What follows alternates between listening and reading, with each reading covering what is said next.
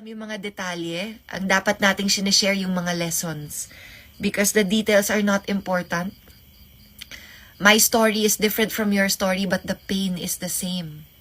The suffering is the same. So we are not...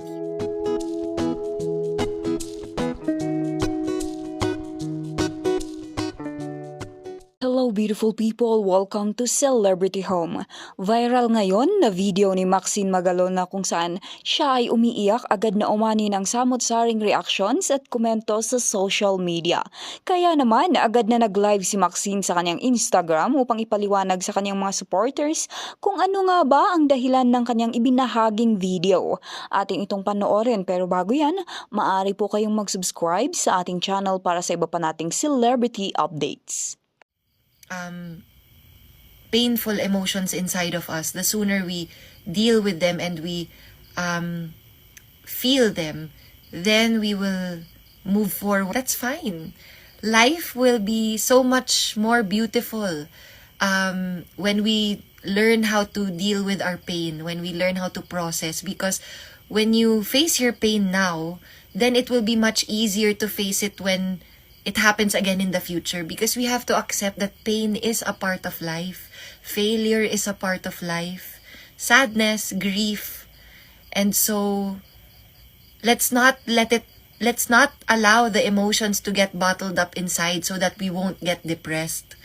We have to release it slowly, so that it doesn't get piled up.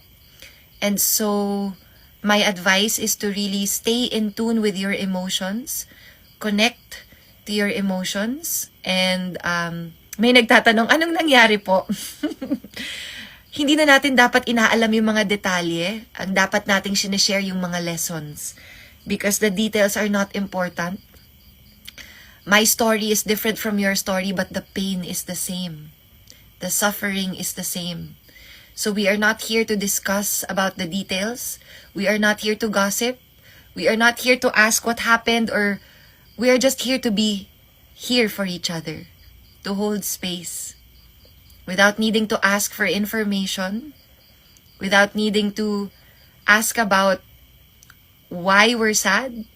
We're just here to be with that sadness and to offer each other kindness. Kasi kayo, hindi ko naman tinatanong kung ano nangyari sa inyo, di ba? Pero kung gusto nyo i-share, so, ayun.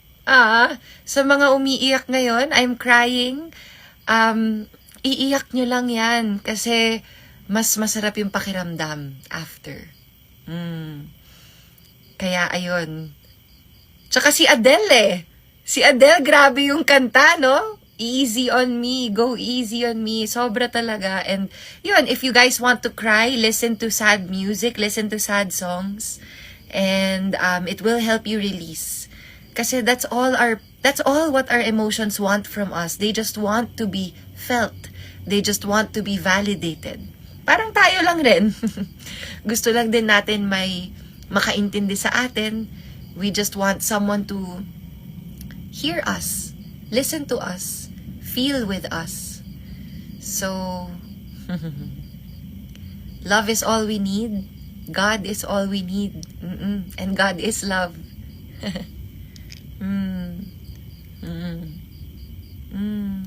Any tips sa mga diagnosed ng complex post-traumatic stress disorder? Queen of Hugot. Yes, I claim. Charot lang. Any tips sa mga diagnosed ng complex post-traumatic stress disorder? Yun din yung mental health condition ko. So, ang advice ko is to really learn how to set boundaries. Kasi complex post-traumatic stress disorder happens in interpersonal relationships. Meaning yung mga relationships na palagi nating nakakasama at nakakasalamuha. So, it's important to know how to set boundaries for yourself. Boundaries are the things that you communicate with the people in your life. Your no's and your yeses. So, the things that you will allow and the things that you will not allow. meaning the things that are in alignment with your values, and the things that are draining your energy, yan yung mga hindi. Pero yung in alignment with our values, yan yung mga yes. Yung mga no is yung mga negative, yung mga nakaka-drain ng energy natin. And the way we will know kung ano yung boundaries natin is to actually connect to yourself on a deeper level. So another tip is meditation. So meditate, really listen to your inner voice, kung ano talaga yung nararamdaman mo. And when we meditate, allow ourselves to feel. Kasi when we feel our emotions, we will be able to connect more to our soul. And our soul will be able to guide us in this lifetime. So don't deny your emotions. Don't suppress them. Don't deny. Don't run away from them. Your emotions are your superpowers. So feel them. Release them. Let them be. Let them go. And then everything will be okay. So, sa mga may complex post-traumatic stress disorder, appear tayo dyan. I can relate, and you are not alone. So, learn how to set boundaries. And even with family members, even with relatives, it's important to communicate with them nicely, kindly, with love, but with firmness. So you are kind, but you are firm. You say to them what you will allow and what you will tolerate. And you also say to them what is not healthy for you and what is toxic for you. Kasi pag naintindihan nila that it's making you uncomfortable, it's making you feel drained of your energy, then they will understand to respect your boundaries. And of course, you have to follow through. When you say that you're gonna, kunyari, pag merong family member that is persistent, ginagawa pa rin yung hindi nakakabuti para sa'yo, you have to really put your foot down. Because once they see that you respect yourself and you respect your boundaries, then they will respect you too. So it starts with respecting yourself. When you respect yourself, other people will respect you.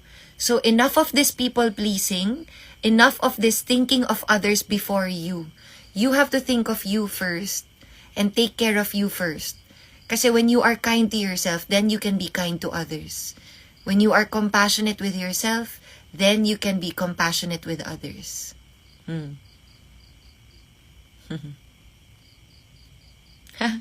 Libre kita ng beer game. Iinom din natin yan. Are you a psychologist? Hindi. Hindi. Pero, ano na ako, parang yung mga natututunan ko, sinishare ko kasi feeling ko maraming makaka-relate. And, my friend Megan Curry from Bali, Megan Curry Yoga, she is one of the best yoga teachers here in Bali, although I haven't taken her classes, but I would love to one day. Yoga is another tip. For those with mental health conditions, yoga and meditation, the best natural healing.